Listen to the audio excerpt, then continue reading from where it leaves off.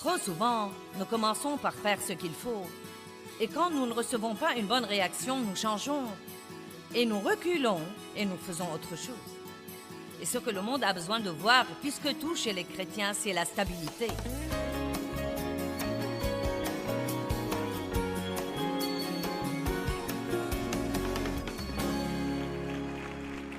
Eh bien, quelqu'un peut deviner ce que je vais enseigner? Nous mettons ça sur l'estrade pour voir à quel point vous êtes brillants. Le fruit de l'esprit, une des choses les plus importantes par lesquelles nous devons grandir et mûrir dans nos vies. Bien des fois, nous nous soucions excessivement des dons et nous ne nous soucions presque pas du fruit. En fait, Dieu peut vous donner un grand don, mais si vous ne travaillez pas pour développer le fruit de l'esprit, ce don peut devenir un vrai problème et il peut même devenir une chute dans votre vie. Car si vous avez une capacité, mais vous n'avez aucune humilité, tôt ou tard, cela va vous faire chuter. Et je vous encourage à étudier le fruit de l'esprit parce qu'il est extrêmement important. Pourquoi est-ce que j'ai tout ça? Eh bien, d'abord pour le garder devant vous tout le week-end. Mais je veux faire remarquer que je crois que tout le fruit de l'esprit vient de l'amour. Il commence par l'amour. Vous ne serez pas bon envers quelqu'un ou gentil avec quelqu'un si vous n'avez pas l'amour. Vous ne pouvez pas avoir la joie si vous n'avez pas l'amour. Ils commencent tous par l'amour. En fait, je crois que le fruit de l'esprit est l'amour et que le reste est le fruit de l'amour. Mais tout cela est maintenu en place par la maîtrise de soi.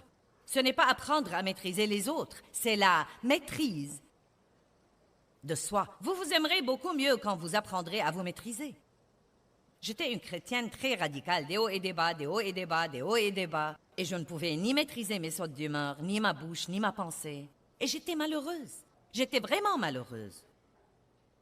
Ce soir, je veux vous parler de la fidélité, du fruit de la fidélité. Certains croient que le fruit de l'esprit, c'est la foi, mais ce n'est pas ça. C'est la fidélité. Dieu est fidèle. N'êtes-vous pas content que Dieu soit fidèle? Combien d'entre vous sont vraiment contents que Dieu soit fidèle?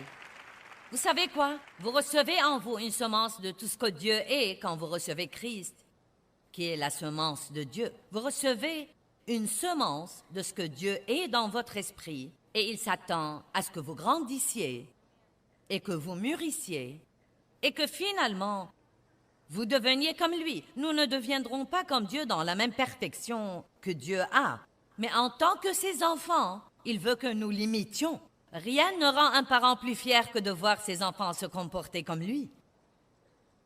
Et nous devons être fidèles comme Dieu est fidèle. Et être fidèle veut essentiellement dire que vous apprenez à faire ce qu'il faut tout le temps.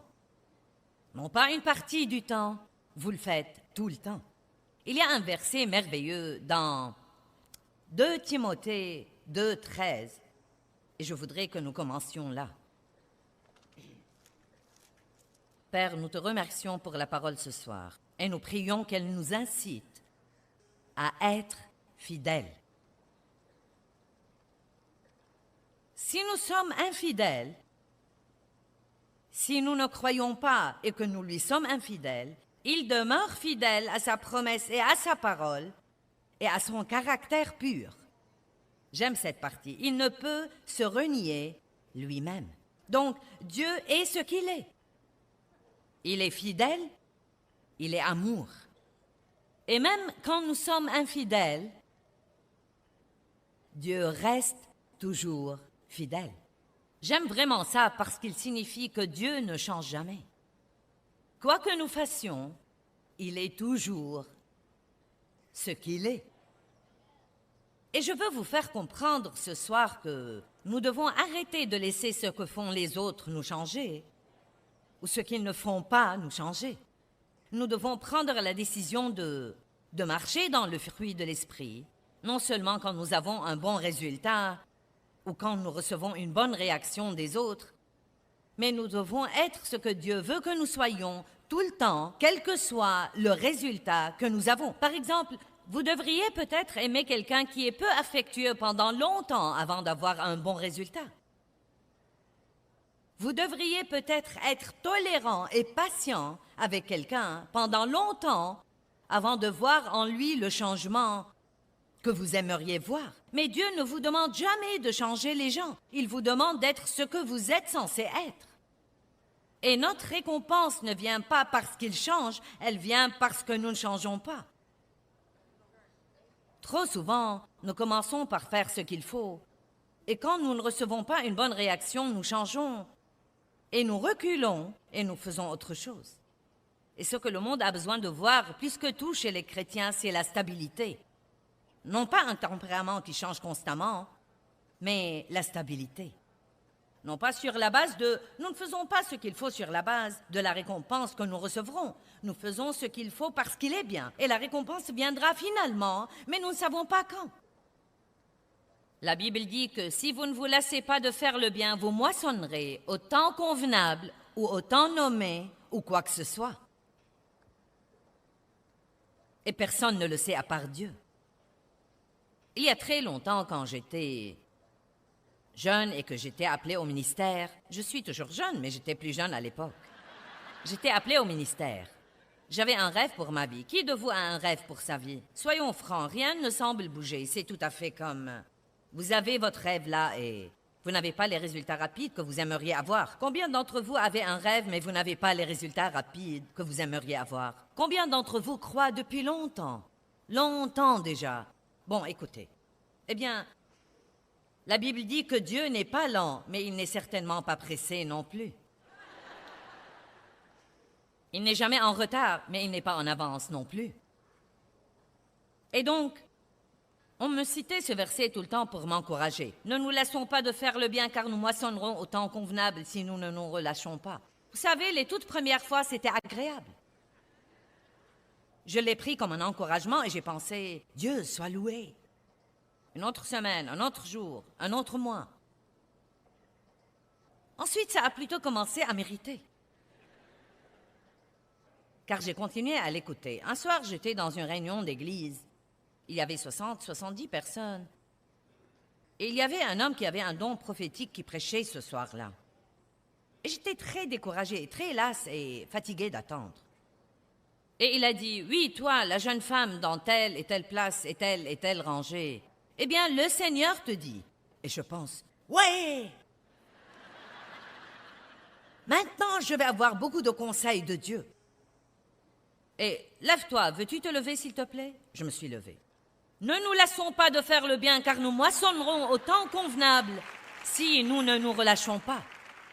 Non, mais ça m'a en fait exaspérée. Vous savez, j'ai eu presque envie de le frapper. J'étais comme, est-ce que c'est tout ce qu'on doit jamais me dire? Dieu, est-ce que c'est tout ce que tu dois jamais me dire? Et donc, je me souviens qu'il y avait un parking rocailleux, un parking de gravier à l'église. Et quand je suis partie, je donnais des coups de pied au gravier. Ne nous lassons pas de faire le bien, car nous moissonnerons au temps convenable si nous ne nous relâchons pas. Et finalement, j'ai dit, Dieu, qu'est-ce que cela veut dire? Et j'ai entendu le Seigneur dire si doucement, juste continue à continuer. Juste continue à continuer. Et vous savez, même quand vous n'avez pas encore le résultat que vous aimeriez avoir,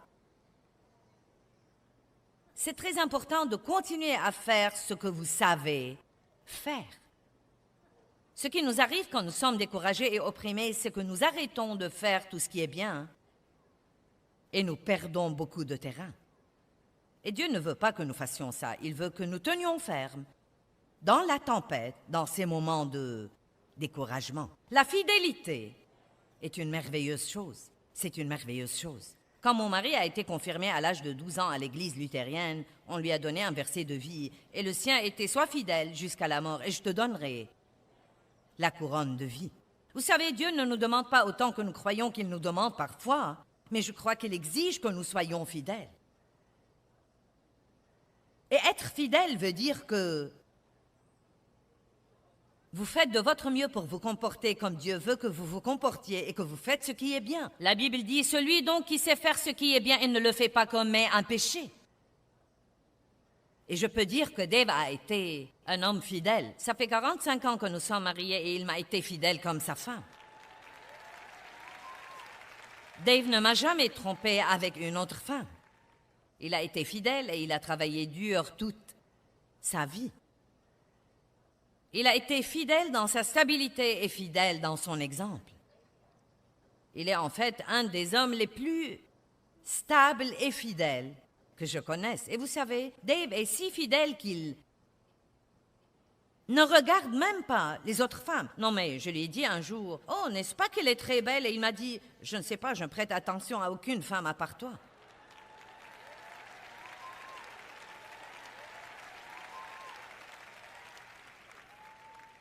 Ou bien il dit, « Eh bien, tu sais, je ne sais pas si elle est belle ou non, tu sais.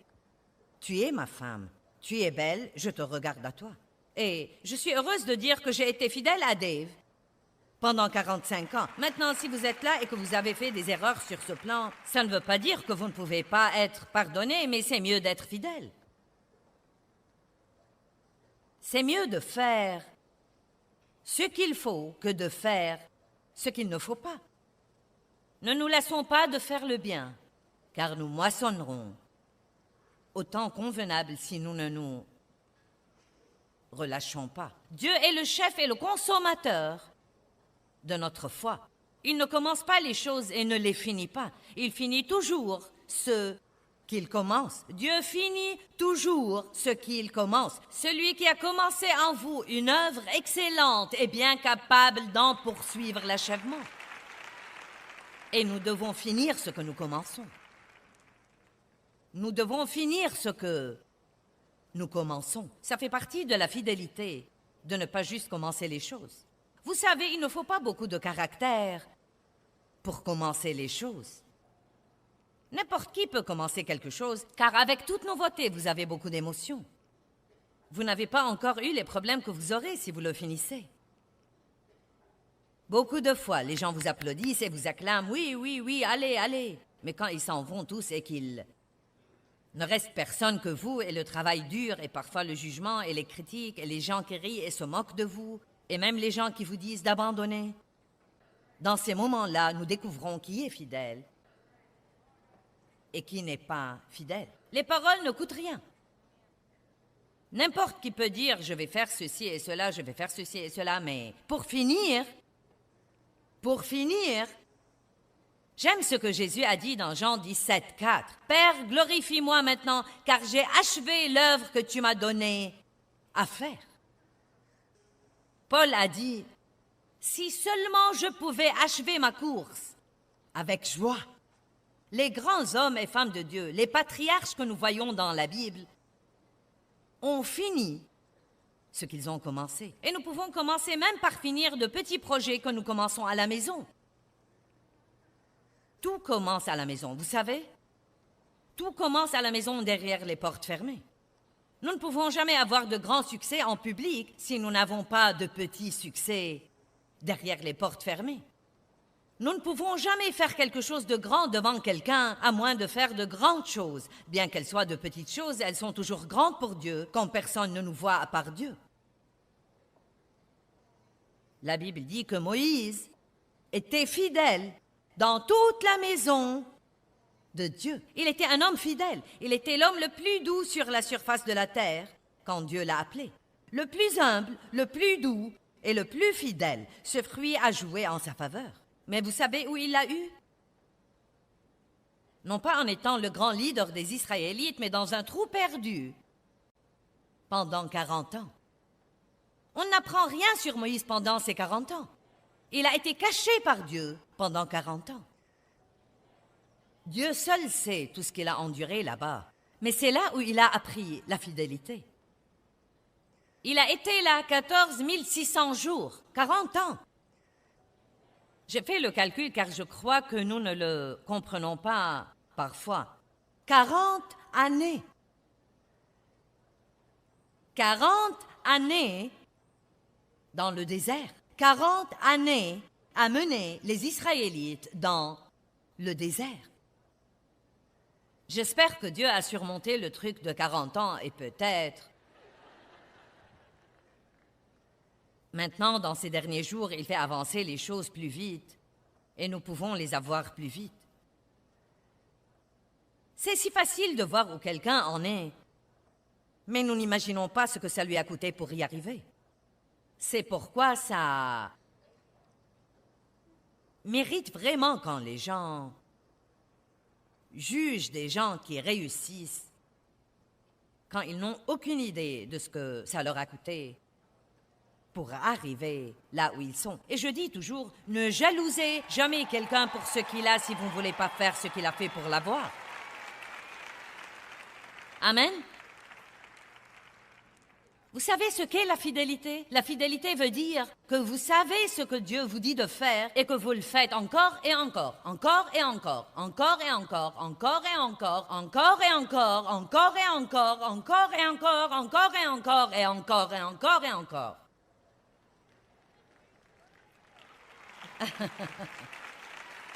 Peut-être que si je me tiens debout ici pour 45 minutes et que je dise encore et encore, encore et encore, nous comprendrons ça. Au moins quand quelqu'un dira demain, « Eh bien, qu'a prêché Joyce hier soir? » Vous ne l'oublierez sûrement pas comme c'est normalement le cas. Au moins, vous pourrez dire encore et encore, encore et encore, encore et encore. J'en ai eu plus qu'assez de l'entendre dire encore et encore, encore et encore. Quand nous faisons ce qu'il faut, nous aurons une récompense. Mais je ne crois pas que ce soit une bonne raison pour faire ce qui est bien. Je crois que nous nous embrouillons à ce propos, vous savez. Quand vous donnez, Dieu vous bénira vraiment. Mais ce n'est pas une raison pour donner. Je crois que la raison pour donner, c'est d'obéir à Dieu et d'être une bénédiction. Car je crois que nos motifs sont très importants. Ne donnons jamais à quelqu'un un cadeau pour recevoir un cadeau. Donc, nous ne devons pas faire ce qu'il faut pour obliger quelqu'un d'autre à faire ce qu'il faut. Nous devons faire ce qu'il faut parce que c'est la bonne chose à faire. Et nous n'allons pas le faire une fois ou deux fois ou 4 fois ou 10 fois. Nous allons le faire jusqu'à la fin de nos jours. Quel que soit le résultat que nous avons, nous allons être ce que nous sommes. Vous vous rappelez dans le verset que j'ai lu dans Timothée, il dit « Dieu ne peut renier sa nature ». Donc même quand nous sommes infidèles, il reste fidèle parce qu'il ne peut pas se renier lui-même. Et je crois que nous devons devenir quelque chose plutôt que de faire quelque chose et ensuite ne pas faire quelque chose et ensuite faire quelque chose et ne pas faire quelque chose. Écoutez-moi, car si vous ne vous rappelez rien de ce que j'ai dit, je veux que vous vous rappeliez ceci. Ce n'est pas ce que nous faisons une fois qui apporte la victoire dans nos vies. C'est ce que nous faisons encore, et encore, et encore, et encore, et encore, et encore, et encore, et encore, et encore, et encore, et encore. Eh bien, vous savez, la fidélité, dans le fond, c'est simplement continuer de faire ce qu'il faut encore et nous assurer que les choses vont arriver à bonne fin. C'est très facile de commencer les choses, mais tout le monde ne les finit pas.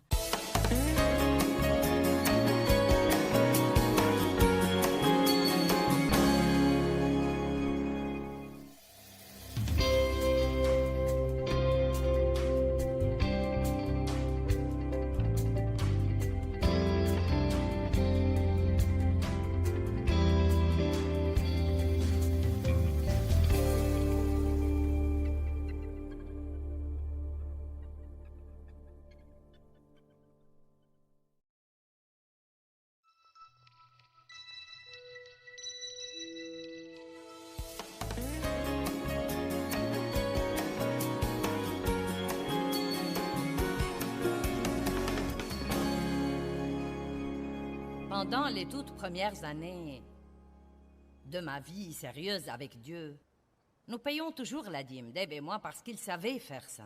On lui avait enseigné à payer la dîme à l'église où il a grandi, donc nous faisons ça depuis que nous sommes mariés, mais nous avons appris plus sur le don et nous avons commencé à donner plus. Et ce faisant, j'ai senti cet appel de Dieu sur ma vie et à l'époque, je ne faisais que 2 ou 3 études de Bible à la maison et j'ai fait ça pendant 5 ans et on ne me payait rien pour ça.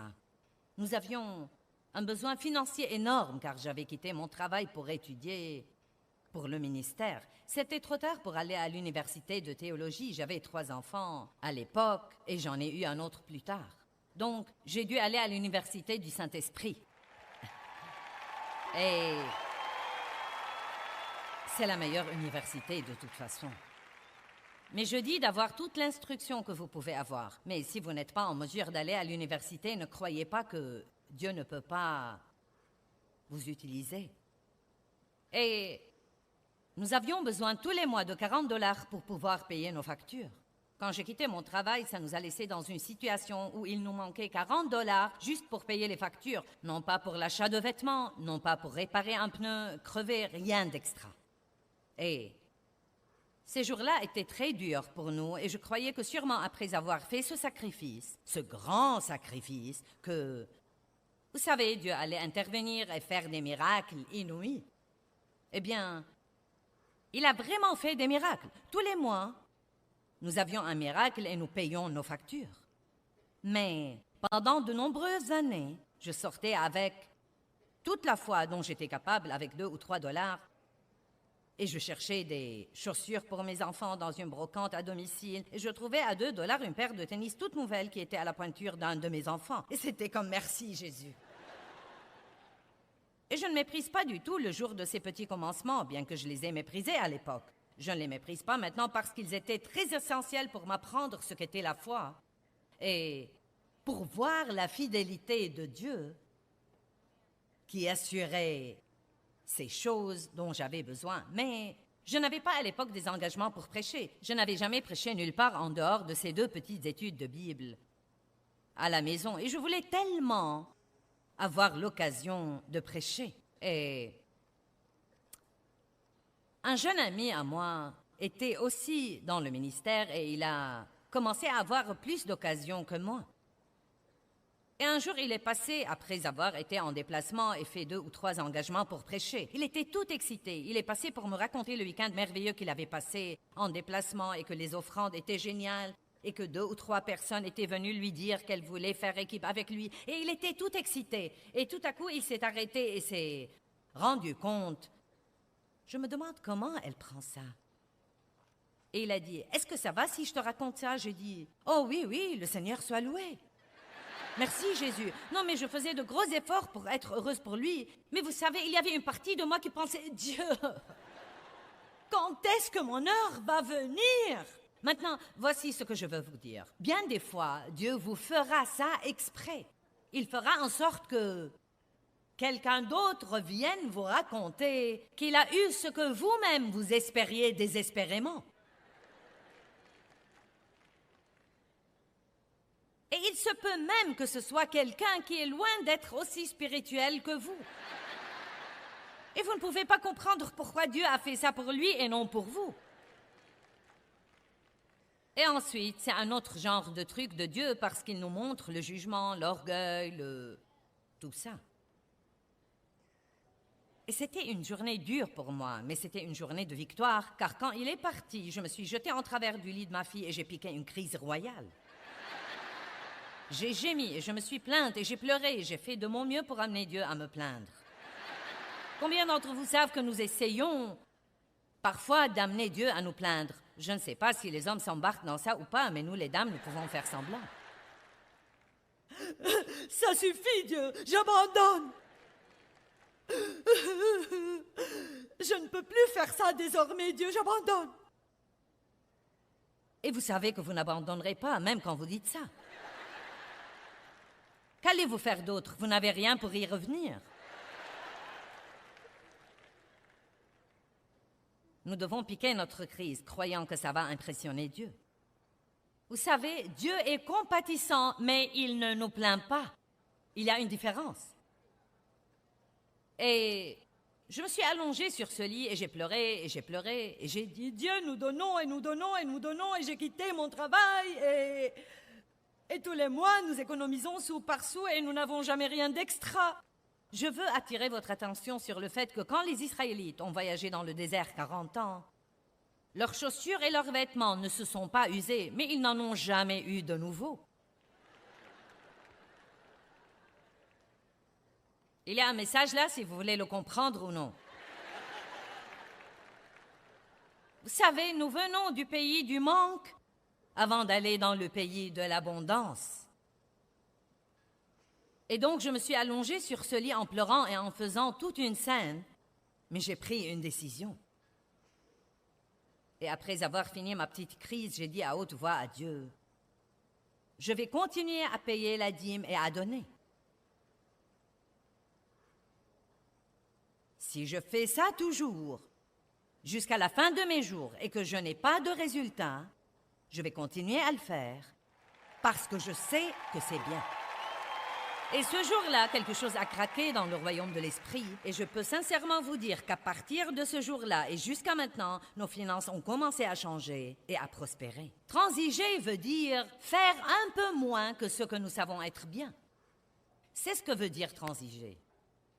Quand vous êtes en retard pour un rendez-vous et que vous ne seriez pas en retard, si vous aviez fait ce que vous auriez dû faire, vous transigez. Quand vous venez à l'église, 20 minutes après le début de l'adoration, ça va si je vous marche sur les pieds car je ne reviendrai pas ici avant un an. Si semaine après semaine après semaine, vous venez en retard à l'église et vous dérangez tous les autres qui essayent d'adorer Dieu, vous transigez. Car nous savons que ce n'est pas bien. Et je crois que nous causons des dégâts incroyables à nos esprits par tous ces petits compromis. Car quand nous commençons à trouver des excuses, je suis en retard à cause du trafic, et ce n'est pas la vérité. Nous ne nous sommes pas levés à l'heure, nous n'avons pas fait ce que nous aurions dû faire. N'importe qui peut être en retard parfois, mais si vous êtes en retard tout le temps, c'est un truc de caractère. C'est un compromis de parler négativement parce que nous savons que nous ne devons pas faire ça. Compromis.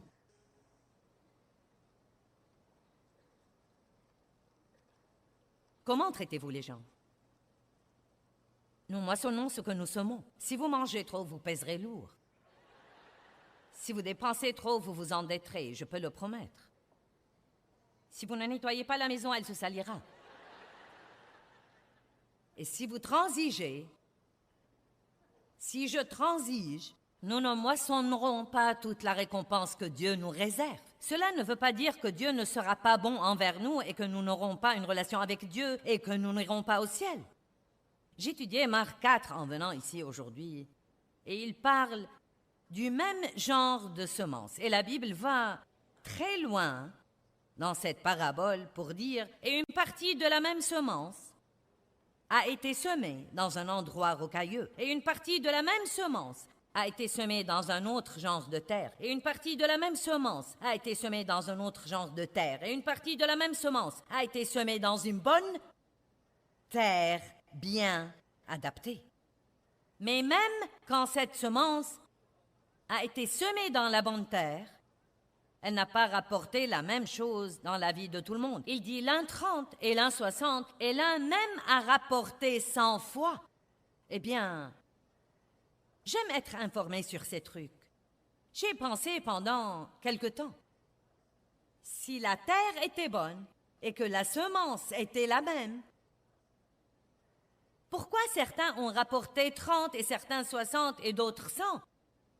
Je crois de tout mon cœur que ça dépend des compromis que ces gens ont faits dans leur vie.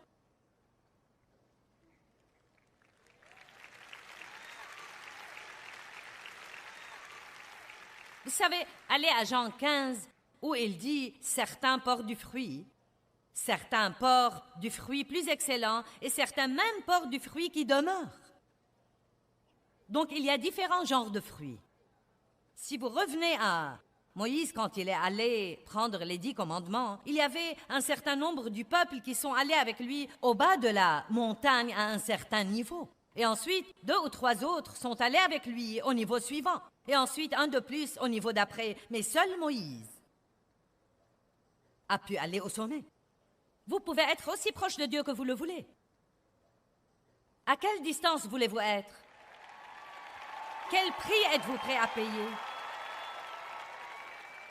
Vous lèverez-vous tôt pour être avec Dieu? Ferez-vous 15 minutes en moins de télé la nuit pour passer du temps avec Dieu? Donnerez-vous ce que Dieu vous dit de donner?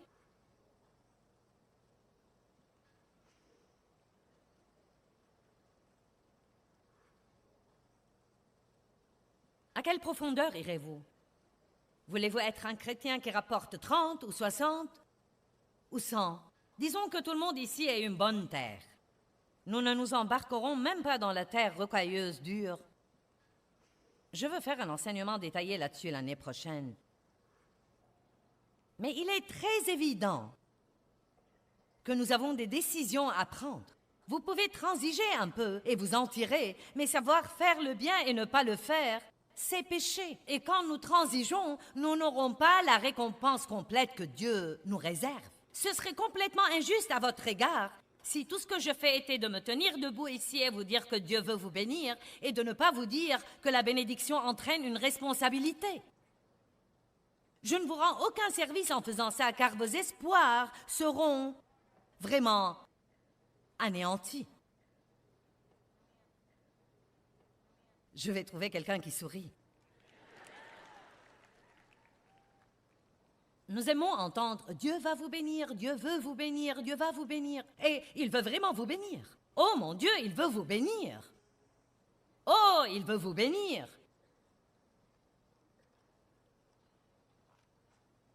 Mais vous devez être responsable.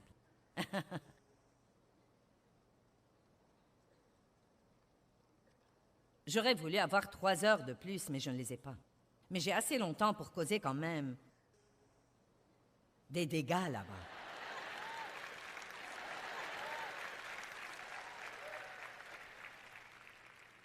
Allons rapidement à Matthieu 25. Non pas qu'on puisse faire Matthieu 25 rapidement et lui rendre justice. Mais j'espère que vous le connaissez assez bien que nous pouvons faire quelques remarques. Matthieu 25 raconte 3 histoires distinctes, chacune d'elles très puissante. Il commence par 10 vierges, 5 insensés et 5 sages. Celles qui étaient sages, car quand elles sont allées attendre le marié, elles ont non seulement pris leur lampe, mais encore de l'huile en plus. Matthieu 25, 3. Les insensés, en prenant leur lampe, ne prirent pas d'huile en plus avec elles. Un chrétien insensé ne fera jamais rien en plus. Il fait juste le strict minimum. Il se glisse par la porte du travail à 8 heures. Vous pointez à 8h01. Vous courez au bureau. La vérité est que vous commencez à travailler à 8h15, mais vous voulez être payé dès 8h.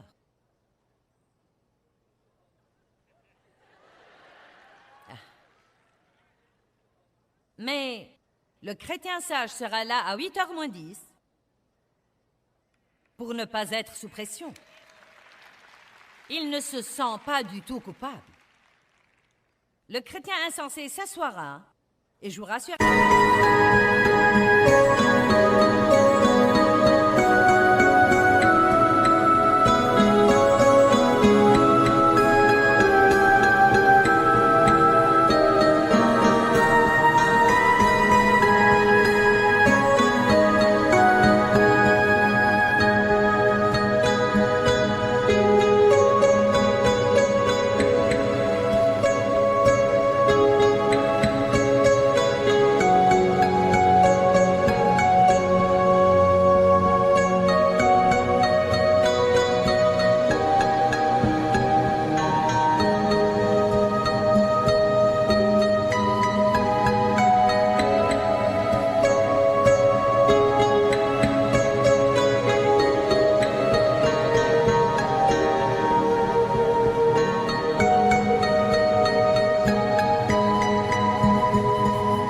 Internet quand personne n'est là. Il cherchera des trucs pour lui. Et ensuite, quand il est convaincu, on ne me paye pas assez de toute façon.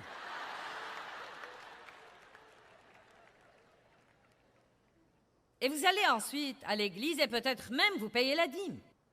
Les choses n'arrivent pas pour vous comme vous voulez qu'elles arrivent, mais il y a eu un compromis. Vous aviez besoin que je vienne vous secouer un peu, amen?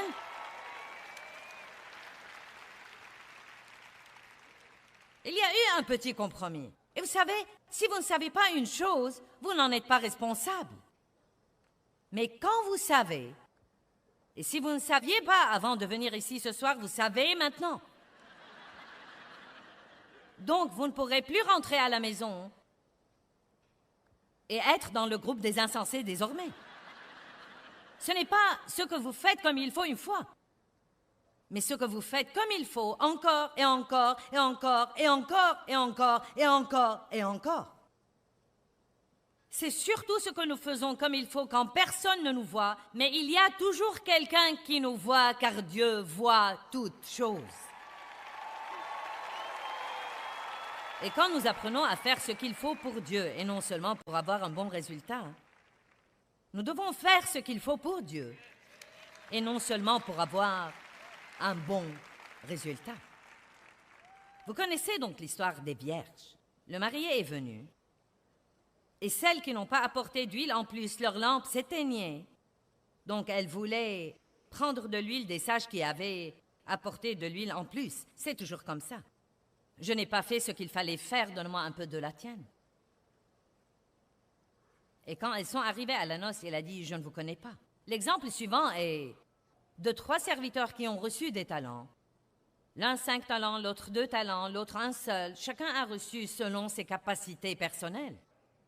Celui qui a reçu 5 les a investis et a gagné 5 autres. Celui qui a reçu 2 les a investis et a gagné 2 autres. Celui qui a reçu un seul a creusé un trou dans la terre et l'a caché parce qu'il avait peur. Quand le maître est revenu pour régler les comptes, et c'est ce qu'il fera, il leur a fait rendre compte de ses talents. Il nous demandera, qu'as-tu fait de ta vie? Qu'as-tu fait de ton temps? Combien de personnes as-tu aidé? À quelle profondeur et à quelle hauteur es-tu allé? Ça n'a rien à voir avec le salut. Vous êtes sauvés parce que vous croyez en Christ. Je parle de la récompense. Celui qui a pris ses talents et en a gagné 5 autres, le maître lui a dit, et j'aime ça, nous allons regarder Matthieu 25, 23. Et ce devrait être ce que chacun de nous veut entendre finalement. Son maître lui a dit, c'est bien, bon, honorable, admirable et fidèle serviteur. Tu as été fidèle et digne de confiance en peu de choses. Je t'établirai sur beaucoup. Maintenant, écoutez ça, et c'est la partie que j'aime. Entre et partage la joie, le plaisir, la béatitude dont jouit ton maître. Qui voudrait avoir le même genre de joie que Dieu a? Vous savez, c'est vrai que certains de ceux qui m'écoutent en ce moment, même s'ils ne sont pas ici, ceux qui me regardent à la télé, vous avez peut-être perdu votre joie parce que vous n'avez pas été fidèle. Vous avez peut-être fait un peu de ce qu'il faut et un peu de ce qu'il ne faut pas. Vous avez transigé et fait un peu moins que ce que vous savez être bien. Peut-être même vous avez fait ça parce que ceux que vous connaissez le font. Quand vous comparaîtrez devant Dieu, il ne vous demandera pas des autres. Chacun rendra compte pour lui-même. Est-ce que ça aide quelqu'un?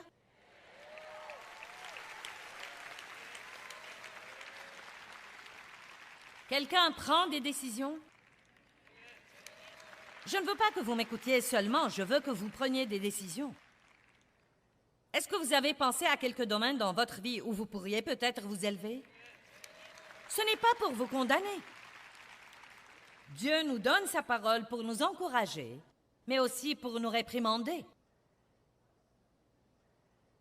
Ce n'est pas bon d'aller à l'église toutes les semaines seulement pour être encouragé. Parfois, vous avez besoin d'une fessée. Amen? J'ai quelque chose qui va vous aider à être fidèle. Et vous n'allez pas aimer ça, mais... Est-ce que vous voulez l'entendre? Ne vous attendez pas à des résultats immédiats.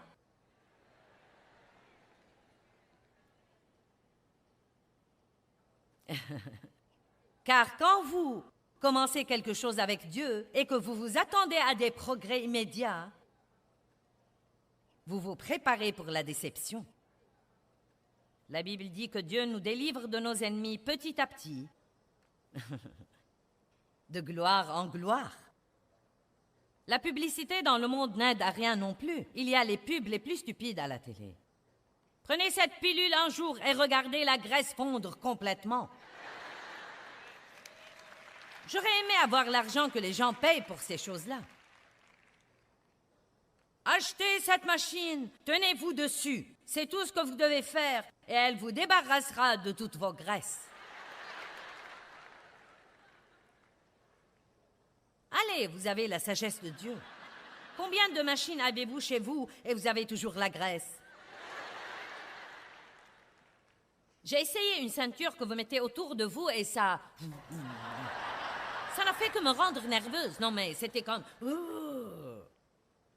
Aucune graisse n'est partie. J'aime celle-ci. Utilisez cette nouvelle crème et les rides disparaîtront immédiatement.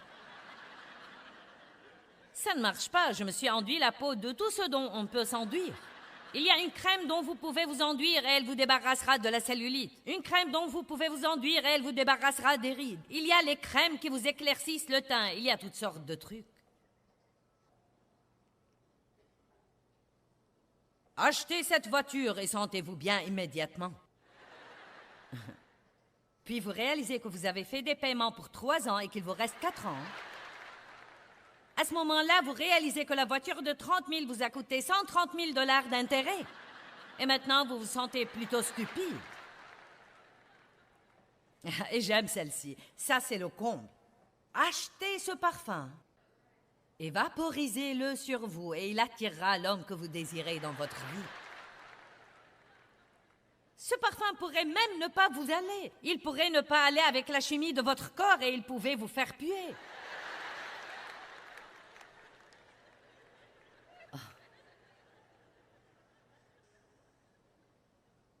Ah, eh bien. Et vous savez pourquoi les gens achètent ces trucs? Parce que nous cherchons toujours quelque chose pour rien. J'ai dit que nous espérons toujours cette chose miraculeuse que Dieu va faire où nous ne devons faire aucun effort et nous ne devons pas attendre très longtemps. La patience est un fruit de l'esprit et c'est exactement ce qu'elle veut dire. Longue attente. Longue attente. Tant que la terre subsistera, il y aura pour les semailles un temps et pour la moisson un temps. Oups, ralentissons un peu. Tant que la terre subsistera, il y aura pour les semailles un temps, et plus de temps, tant de temps, je crois que je vais m'arracher les cheveux, temps, et plus de temps, et ensuite, la récolte.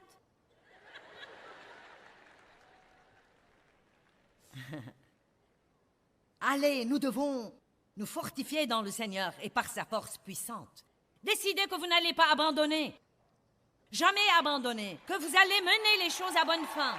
Que vous irez jusqu'au bout avec Dieu. Et même si vous n'obtenez jamais une seule chose de ce que vous voulez, vous serez toujours fidèle à Dieu. Pouvons-nous faire ça, même s'il n'y a pas une seule chose? Nous serons toujours fidèles à Dieu. Le fruit de la fidélité est un beau fruit à développer. Soyez un ami fidèle. Soyez fidèle dans votre travail. Cela ne veut pas dire que vous ne pouvez jamais quitter, mais pendant que vous êtes là, soyez fidèle.